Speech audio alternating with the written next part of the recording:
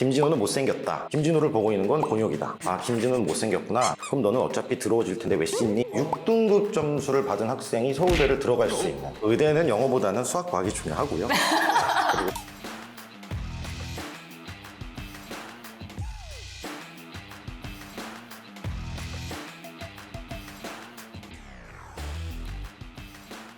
여러분 안녕하세요. 저는 3S 아나운서 차일이고요. 네, 안녕하세요. 저는 KNS에서 영어를 가르치고 있는 김진호 강사라고 합니다.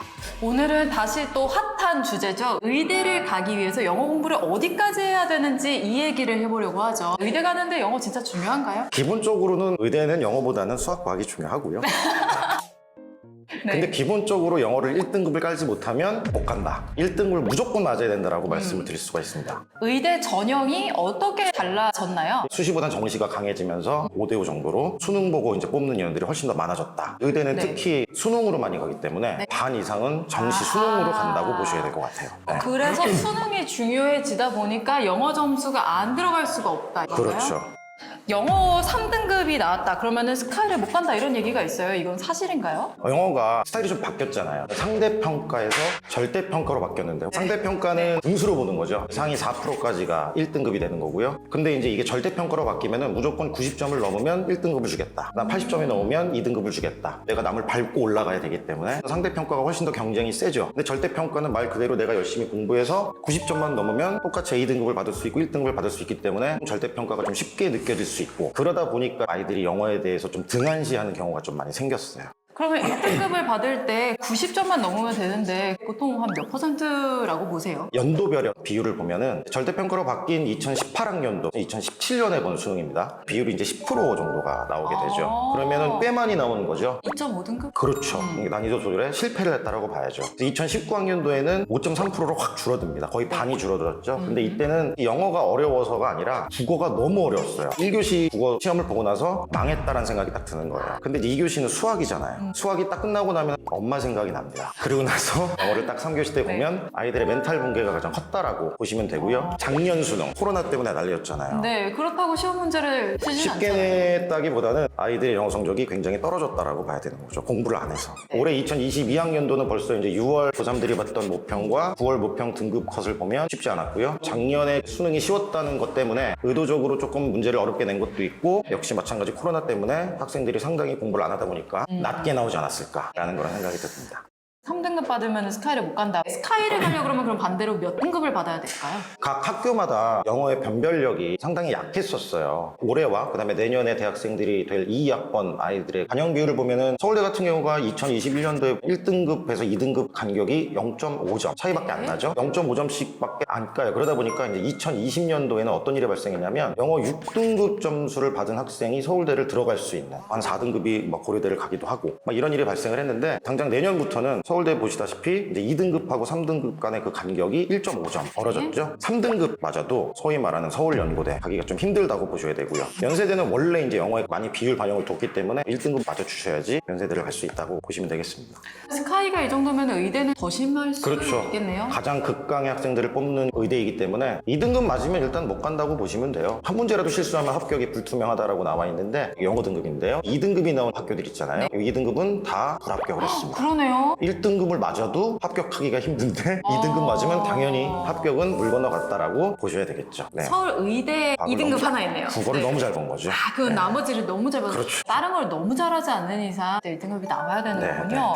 연계 방식이라는 게 또 존재합니다. 고3에 올라가게 되면 EBS 연계교재라는 게 EBS에서 나와요. 수능과 연계를 짓겠다. 그 책에서 수능 문제를 주로 내겠다. 아, 수능과 교재를 연결시키겠다. 네, 원래는 그전에는 기본적인 실력, 너희들이 학교에서 배웠던, 학원에서 배웠던 그 실력 가지고서 처음 보는 문제를 갖다가 풀어라 라는 게 수능의 목적이었는데, 지금은 연계교재라는 게 존재를 해서 맞아. 네. EBS 교재를 다 샀어요. 왜냐면 거기에 있는 지문을 그대로 내겠다는 거예요? 네. 아니면 살짝 변형을 시키는데요. 지금 말씀하신 말씀하신 게 직접 연계와 간접 연계라는 건데요. 직접 연계는 그 책에 있었던 지문을 그대로 수능 문제에 다루는 거죠. 다만 문제의 유형을 바꾸는 거예요. 그리고 연계율이 원래 70%였어요. 영어 같은 경우는 수능 문제의 70%가 연계가 됐었습니다. 그리고 내가 봤던 지문이 독해 지문에서는 7지문 정도가 나왔었는데 내가 되게 봤던 바로 그 지문이기 때문에 체감 난이도도 쉬워지고 그 문제는 되게 빨리 풀 수가 있죠. 근데 내년부터는 바뀌었어요. 올해 수능부터는 직접 연계는 사라집니다. 그리고 연계율이 50%로 떨어지게 돼요. 그럼 간접 연계만 남는다는 얘기인데, 간접 연계는 뭐냐면 EBS 교재에 나왔었던 동종 소재를 가지고서 다른 지문을 집어넣겠다는 얘기입니다. 그러니까 예를 들면은 EBS 지문에는 딸기의 영양에 대한 얘기가 나왔다면 수능 지문에는 딸기를 가지고 우리가 만들 수 있는 뭐 음식, 딸기 재배 방식, 뭐죠? 별로 도움 안 되는 거 아니에요? 전혀 도움이 안 딸기. 되죠. 소재만 같은 거지 얘기는 완전 다른 얘기를 하고 있기 때문에 아이들에게는 그냥 비연계처럼 느껴지는 지문이 되는 거예요. 그래서 이제는 EBS 교재를 공부한다는 자체가 사실 옛날보다는 큰 의미는 없고 굉장히 다양한 책을 계속 공부를 하고 진짜 찐 영어 실력을 보겠다라는 거라서 1등급 맞기가 굉장히 힘듭니다, 영어는. 처음에는 1등급만 맞으면 돼요 라고 얘기했지만 이게 생각보다 쉬운 과제가 아니었네요. 네. 중학생들이 어느 정도 수준까지 영어를 해놓으면 나중에 수능 갔을 때 1등급이 나올까? 이게 궁금하거든요. 고등학교를 가면 영어를 할 시간이 없습니다. 국어, 수학, 과탐, 탐구 과목이 너무나 어려워지기 때문에 영어는 이미 선행이 아이들이 많이 돼 있어요. 저희 학원 모토가 이제 중학교 3학년 때까지 수능을 1등급을 무조건 맞는다 생각을 가지고 지금 현재 교육을 진행하고 있고, 그래서 고등학교 가가지고는 수능 1등급을 맞은 그 감을 계속 유지를 한다라는 생각을 갖고 가셔야지, 고등학교 가서 영어 단어 외우고 문법 공부하고 이럴 시간이 사실 없다고 봤을 때는 중학교까지 이미 수능 1등급을 다 맞아야 한다라고 저는 생각을 하고 있습니다. 좋습니다. 그러면 우리 중학생들이 도대체 수능 1등급이 어느 정도 수준이지? 그게 또 궁금할 것 같거든요. 어느 정도 수준이라고 말씀하시겠어요? 굉장히 어려워요.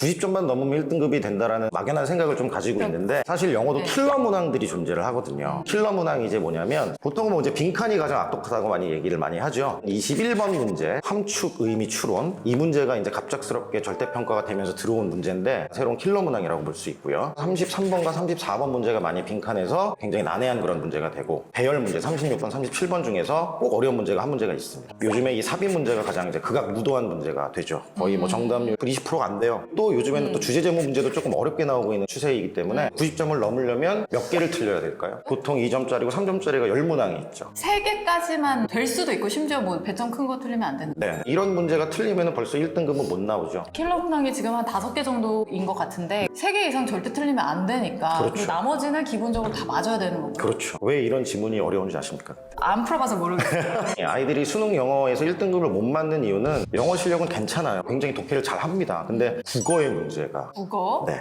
수능 지문의 특성이 고1 지문은 이렇게 되는 거죠. 제 이름이 김진호인데 김진호는 못생겼다. 이런 지문이 영어로 나온다고 생각을 하시면 돼요. 명쾌하네요. 틀린 명제예요. 고2 지문은 김진호를 보고 있는 건 곤욕이다. 곤욕이라는 단어만 조금 고급화되어진 것 뿐이지 단어만 알면 아 김진호는 못생겼구나 라는 것을 알 수가 있겠죠. 그 다음에 이제 고3 지문은 이런 식으로 나오죠. 아름다움이 죄라면 김진호는 무죄다. 아름다움 이퀄 죄니까 김진호는 아름다움이 없는 거죠. 그러니까 김진호는 못생긴 거죠. 한번 생각을 하긴 해야 되네요. 그렇죠. 논리적 사고력이 굉장히 필요한, 이게 이제 고3 지문의 특성이라고 보시면 되고요. 킬러 지문에 이런 문항들이 나온다는 거예요, 지문이. 한국말로 만들었는데도 불구하고 이게 무슨 말이지? 라고 생각을 해야 되는 과정이 좀 필요하다는 얘기가 되는 것이죠. 요거 한번 읽어보시죠. 예외적 개인의 현상이 아니라 보편적 현상으로서의 사랑에 대한 믿음은 인간의 이성에 기반을 둔 합리적인 판단이다. 실제 수능에 나왔었던 What? 해석본을 제가 담아온 건데요. 아이들이 이거를 한국말로 이렇게 해석을 하고 나서 이게 과연 뭔 말일까라고 했을 때 여기서 중요한 건 영어의 실력이 아니라는 거예요. 상당히 어렵네요. 결국 어떤 말이냐면요. 누구나 사랑에 빠질 수 있다는 뜻이에요. 이게요? 어렵게 나온 것을 쉽게 받아들일 수 있어야 되는 능력. 결국은 국어의 능력이 영어에서는 굉장히 중요하다. 1등급을 받을 수 있는 가장 중요한 부분이 아닌가 생각이 하게 됩니다. 이 수능 영어의 완성 어떻게 정리할 수 있나요? 적어도 우리가 90점을 넘기 위한 목표를 일단 세우는 게 아니라 만점을 받기 위한 목표를 좀 세워야지 그래도 90점을 넘을 수 있는 가능성이 존재하지 않을까라는 생각을 하고요. 맞죠. 가장 기본에 충실해야 되는 게 수능 영어의 완성이라고 생각을 합니다. 어차피 수능 영어는 듣기와 독해로 보통 구성이 돼 있고 강남 아이들은 다 듣기는 되니까 어법 문제는 뭐 한 문제밖에 없기 때문에 그러면 기본적으로 어휘가 굉장히 좀 좋아야 돼요. 어휘 같은 경우에는 많이 외웠다가 많이 까먹는 거예요. 또 많이 외웠다가 또 많이 까먹고 이렇게 해서 계속 축적을 시켜야지. 근데 애들 입장에서는 까먹는 걸 못하러 외우느냐 이런 얘기를 좀 하거든요. 그럼 너는 어차피 들어오질 텐데 왜 씻니? 다른 선생님은 선생님은 누적 암기법도 얘기하시더라고요. 앞에서부터 다 외우게. 그럼 앞에 페이지를 못 넘어가죠. 우리 수학에서 정석 앞에 그 명제와 집합만 까매지는 것처럼 많이 외웠다가 많이 까먹고 많이 외웠다가 많이 까먹고 그래서 그 그러면서 책을 결국에는 뭐 중복이 되겠네요. 그렇죠. 그런 것이 좀 필요하고 문장을 분석할 수 있는 정확한 구문 분석을 위한 문법을 하시는 게 훨씬 더 좋습니다. 그래서 여기까지가 소위 말하는 고등학교 2학년 정도의 수준까지 답습을 할 수 있는 거고 굉장히 어려운 지문이 나왔다. 이 현학적 표현과 함축적 의미가 나왔을 네. 때 어떻게든 한국말로 쉽게 이해할 수 있는 것 그다음에 거기에서 꼬아놓은 어떤 표현들을 논리적 사고를 이용해서 문제를 풀면 100점을 맞을 수가 있습니다.